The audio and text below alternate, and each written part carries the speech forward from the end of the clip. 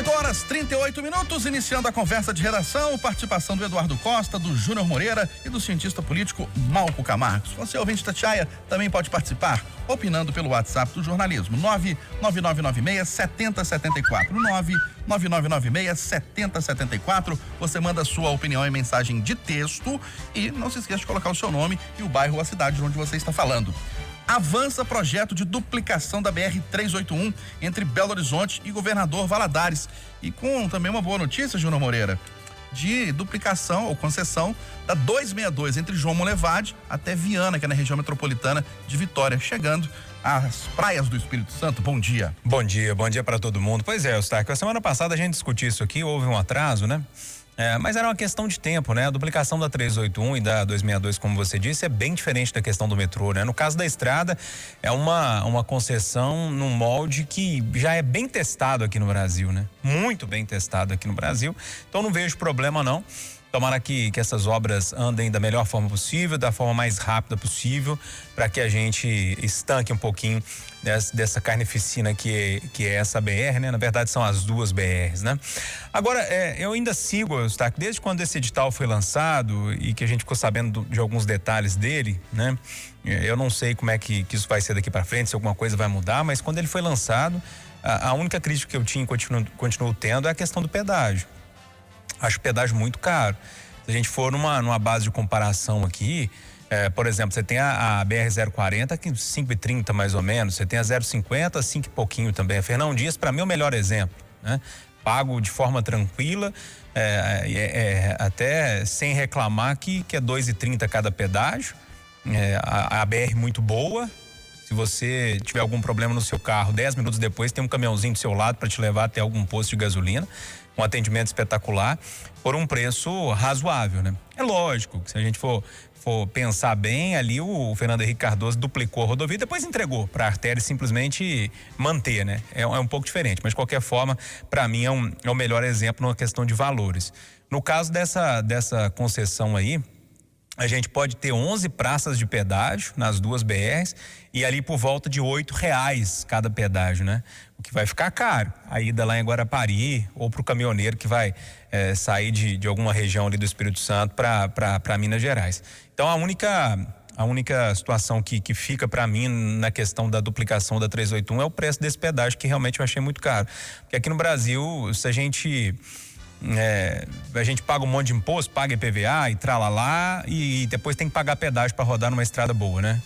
Se a gente quiser ter segurança, a gente tem que pagar também. Paga um monte de imposto, mas tem que ter segurança privada para você ter segurança na sua casa. Mesma coisa a educação, mais um monte de imposto que diz que vai ser levado para a educação, e se você quiser ter uma educação de qualidade, você tem que colocar o seu filho numa escola particular, né? Então essas coisas ainda me incomodam e incomodam bastante. Eduardo, você acha que avança esse projeto de duplicação da 381 e da 262? Bom dia.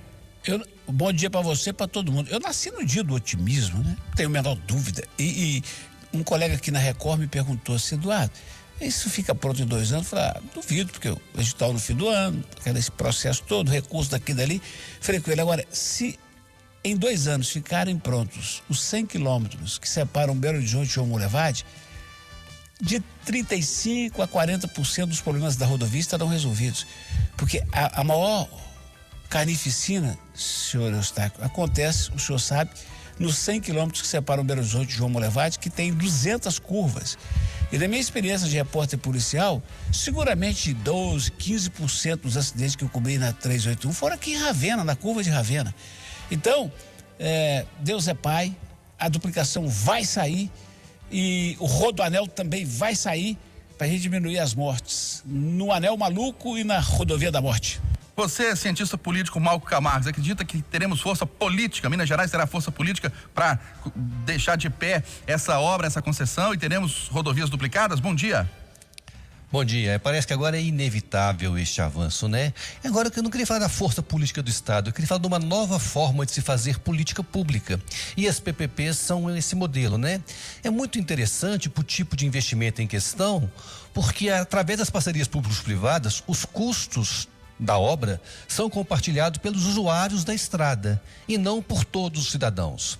Isso faz com que, então, haja uma certa justiça na implementação desta obra, que será custeada por aqueles que vão usá-la no seu dia a dia. Agora, é claro, como o Júnior bem disse, os valores desses custos têm que ser viáveis para que se justifique esse investimento e que seja viável para o cidadão arcar com estes custos, né? O Júnior estava falando de algumas estradas, né? Na 040 nós temos 2 modelos distintos, né, Júnior? Quando a gente vai daqui até Santos Dumont, nós temos um modelo de pedágio com preços bem mais acessíveis, e quando vai de Juiz de Fora para o Rio, o preço mais do que duplica, ou seja, a importância da gestão e da fiscalização para que coisas como essa não aconteçam mais. Ô Marco Camargos, o presidente Jair Bolsonaro confirma que vai apresentar hoje provas de fraudes em eleições e sanciona a lei que torna crime a violência psicológica contra a mulher. São 2 riscos, né? O primeiro, a sanção da lei sobre as mulheres, né, é um avanço nos riscos que elas sofrem no dia a dia. A violência psicológica é sim um tipo de violência, e o projeto traz um item muito interessante, na minha opinião, que é a obrigação de comunicação de campanhas educativas sobre um símbolo para que as mulheres possam utilizar para buscar ajuda quando estiverem sofrendo violências, através de uma marcação de um X na mão, e essa mão pode ser exibida no comércio, repartições públicas, etc., o que pode fazer com que ela busque ajuda. Agora, a segunda jogada do dia é de muito risco. A jogada de risco é a denúncia que Bolsonaro disse que vai fazer hoje à noite. Ela é de risco por quê? Primeiro, porque as acusações são gravíssimas. Falar que houve fraude em uma eleição é deslegitimar toda a nossa democracia, e a competição da democracia, as eleições, elas são chaves para todo e qualquer processo democrático. Agora, Bolsonaro opta então por fazer essa acusação gravíssima num local não apropriado, ou seja, sentado na cadeira do Palácio do Planalto ou no Palácio da Alvorada, acompanhado por suas câmaras e alguns assessores. O meio não é apropriado. Fazer essa denúncia através das redes sociais e não pelos canais instaurados institucionalmente para que isso aconteça também. E a autoria também não é apropriada. Não é papel do presidente, e sim, ele deveria encaminhar as instâncias investigativas para comprovar todo esse absurdo que ele está dizendo que vai fazer. E se caso o fizer, ele terá então quase praticamente derrubado a nossa república, mostrando as inconstâncias do nosso processo eleitoral. Agora, se ele não der conta de fazer isso, sairá muito mais fraco com essa ação que vai tomar no dia de hoje. Ô, Júnior Moreira, qual que é a sua expectativa, hein, para esse anúncio hoje do presidente de fraudes nas eleições, dizendo que, inclusive, Aécio Neves venceu as eleições de 2014? Olha, Eustáquio, eu torço para que ele realmente traga provas, senão vai ficar muito feio, né? Porque tem, sei lá quantos dias, 500, 600 dias, que ele fala sempre que tem eleição.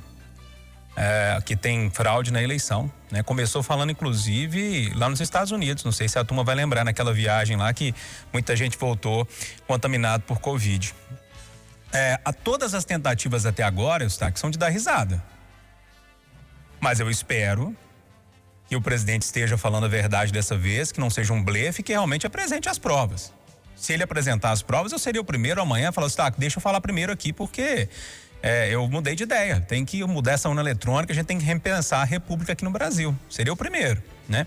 Agora, a sensação que eu tenho, Eustáquio, é que não interessa se será prova ou não será prova. Se será mais uma dessas questões, dessas tentativas que fazem a gente dar risada, ou será prova. O que vai interessar ali para o presidente Bolsonaro, ainda mais no local que ele está fazendo, que é nas redes sociais, por meio daquela live dele, é a narrativa, né? É a narrativa que vai abastecer toda a rede, né, bolsonarista, de vídeos, de cortes desses vídeos, para que as pessoas consigam mandar uns para os outros, para reforçar o argumento de que há a fraude nas eleições. É a sensação que eu tenho que vai acontecer. Que não importa se vai ser realmente prova concreta e que vai provar de forma cabal que existem fraudes nas eleições. O que eu acho que Bolsonaro tenta fazer para tentar reafirmar toda a narrativa que ele tem é de um simples municiamento dos seus eleitores e torcedores, para que eles continuem vivos nas redes sociais, e isso alimente também o WhatsApp bolsonarista. Temo, Eustáquio, que com isso tudo que está acontecendo, a nossa democracia, que já é frágil, né, fica ainda um pouco mais frágil. Porque quando eu vejo o próprio presidente da República falando que tem fraude nas eleições, e a gente vai pensar em breve histórico, coisa rápida, 96 as urnas começaram a serem usadas aqui no Brasil. Eduardo Costa estava lá, eu tenho certeza, porque outro dia ele contou no nosso Pode Tudo. O Bolsonaro foi eleito em 98, em 2002, em 2006, em 2010 e 2018. Os filhos dele também foram eleitos várias eleições, né? Então, se tiver prova de que há possibilidade de fraude nas eleições, a gente vai cancelar tudo, inclusive a eleição de 2018, vai ter que fazer outra rapidamente, porque se teve fraude numa, há possibilidade de ter fraude em outras, né? Esperemos, Eustáquio, para ver. Eu torço que o presidente dessa vez não traga um blefe e realmente consiga nos convencer de que as urnas eletrônicas não são auditáveis, nos convencer que realmente aconteceram fraudes e que as eleições são roubadas aqui no Brasil, porque aí a gente tem que repensar rapidamente a nossa república. Inclusive, repito, a eleição dele de 2018. E o seu sentimento, Eduardo, para esse anúncio dito pelo presidente Bolsonaro hoje à noite e a lei que torna crime a violência psicológica contra a mulher? Amigo, a experiência me mostra que o principal motor da violência psicológica é a questão do marido provedor, a questão do dinheiro. É a mulher ficar com medo de tomar uma atitude, passar dificuldades e mais do que isso, como mãe, e toda mãe é um ser especial, colocar em risco a manutenção, até alimentar dos filhos. Então, como medida imediata, aprovo, gosto da lei. E como prevenção, sugiro às mães e aos pais que têm adolescentes em casa, que os criem no mesmo princípio que eu criei as minhas duas. Eu as oriento, dou suporte, peço a Deus e o tempo todo insisto para que sejam pessoas independentes, que tenham profissão para poder ficar com um homem só se gostarem mesmo. Esse é um ponto. No que toca ao presidente da República, como qualquer cidadão que tem uma denúncia, deve levar a uma autoridade. No caso dele, ele poderia levar à Procuradoria-Geral da República, poderia levar diretamente ao Tribunal Superior Eleitoral. Seria o procedimento correto. Mas se ele quer apresentar, vou ficar muito atento. Se ele tiver provas, eu mudo de ideia imediatamente e passo a apoiar a cédula auditável, seu Eustáquio. Bom, Eduardo, olha, aqui em Minas Gerais, turismo de negócios e ecológico tenta se reerguer com a retomada das atividades. Rapaz, dessas férias, eu precisava de ir a Atibaia e queria depois encontrar com minhas filhas em Monte Verde. Acho que até contei isso aqui. Então, eu vivi uma experiência que eu precisava há muito tempo. Eu tomei um avião para Campinas, de lá eu fui para Atibaia de carro e depois, com outro carro que eu arrumei lá no táxi, eu fui para Camanducaia, onde está o distrito de Monte Verde. Há muitos anos, talvez mais de 20, que eu não andava pelas estradas paulistas e eu percorri rodovias, umas 3 ou 4 principalmente, mais a chamada Dom Pedro, rodovia Dom Pedro. Andar numa estrada de São Paulo humilha a gente, sabe? Faz a gente acreditar que São Paulo é um outro país, faz a gente acreditar naquilo que eu insisto, né? Essa reca de político que nos governa há 30, 40 anos, os caras, de fato, uma luta para duplicar uma rodovia dessa. A gente, São Paulo, dá um tapa na cara da gente com a estrutura das rodovias. E não é só isso, né? Nesse mesmo Atibaia, a qualidade dos hotéis, a estrutura. Aí, quando eu penso, no turismo religioso, na religiosidade de Minas, nas cidades históricas, na beleza de uma Tiradentes, Diamantina, Ouro Preto, tantas outras, Sabará. Quando eu penso na combinação disso com esse jeito mineiro de ser, com essa gastronomia. Mas aí, amigo, a gente não tem estrutura, sabe? Hoje a gente não tem um centro de convenções funcionando em Belo Horizonte. O Minas Centro continua, né, para ser reinaugurado, o Expo Minas ainda com aquele imbróglio do hospital de campanha e o municipal prometido para Cristiano Machado continua no papel. Imagina quando retomarmos o turismo de negócio, o cidadão vem para um encontro na capital, encontra a esposa dele, vai, por exemplo, no grupo de mulheres para visitar Ouro Preto e Brumadinho e Iotinha adjacências, e os filhos vão para o turismo ecológico no Caraça. Gente, é emprego, é dinheiro, é vida, sabe? Mas, infelizmente, o nosso 5 estrelas mais famoso, o nosso 5 estrelas mais central, vai a leilão de novo e corre o risco de não ter interessado por 30 milhões de reais o Otton Paras, que o senhor mesmo anunciou isso aí ontem ou anteontem. Falta política pública séria, falta envolvimento dos empresários, falta o querer, porque as riquezas e a beleza natural de Minas está tudo aí. E aí, Marco Camargo, o que é preciso fazer para alavancar esse turismo de negócio e ecológico aqui em Minas Gerais? O governo vem fazendo nos últimos anos uma grande tentativa de impulsionamento desses dois modelos de negócios aqui para Minas Gerais. Agora, a pandemia vai deixar algumas mudanças que são estruturais. E, na minha opinião, um setor que vai continuar sofrendo é o turismo de negócios. O mundo virtual impulsionado pela pandemia trouxe novas formas de relacionamentos e de interação. Os custos para as instituições públicas e privadas com o turismo de negócio eram enormes e vários eventos devem continuar de maneira virtual, pois além de mais baratos, permitem a participação de mais pessoas. Agora, de outro lado, o turismo ecológico e de aventura deve crescer muito e Minas ganha com isso. A pandemia mostrou a importância de viver bons momentos, pois de uma hora para outra as pessoas podem perder o trabalho ou mesmo a vida. Na busca de viver bons momentos, a experiência de estar mais perto da natureza deve mobilizar mais gente de agora em diante do que mobilizava antes. E os setores devem se adaptar a este novo tempo. Ô, Júnior, potencial Minas Gerais tem, faltam ações? Está que falta, é lógico que faltam ações, mas eu não sei, eu tenho uma sensação, lógico que durante a pandemia o turismo foi muito prejudicado, mas eu tenho uma sensação que reclamar agora, nos últimos 2 meses, de falta de turista em alguns lugares aqui em Minas Gerais, é reclamar de barriga cheia. Eu vi fotos de bichinho do fim de semana passado, eu fiquei assustado, tinha congestionamento no vilarejo. Eu vi fotos da semana de 15 dias atrás, lá de Monte Verde, a cidade lotada. Lavras Novas, a mesma coisa, para citar 3 exemplos de destinos que são muito procurados nessa época de frio, né? Agora é lógico, na Serra do Cipó vai ter menos gente? Vai ter menos gente. Nas cachoeiras, não tem como, né? Aquela água já é fria demais, ainda mais numa época de frio desse, né? Então é uma questão de período. Então eu acredito que o turismo ecológico, o turismo dos vilarejos, das cidades do interior do estado, ele está voltando, esse turismo está voltando aos poucos.